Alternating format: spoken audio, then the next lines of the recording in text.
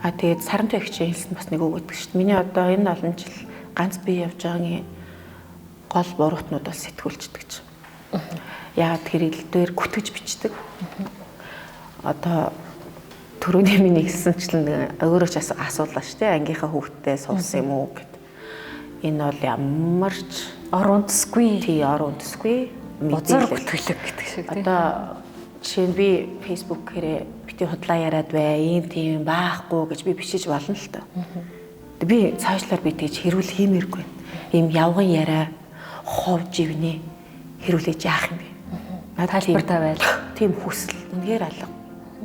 Юу үнэн гэвэл үнэн би л мэднэ шүү дээ. Миний эргэн тойрны, миний ойр дотны хүмүүс мэднэ. Тэнгэр намайг мэднэ. Миний үннийг мэдж байгаа. Миний эцэг, миний гэр бүл мэднэ. Өөр надад юу хэрэгтэй?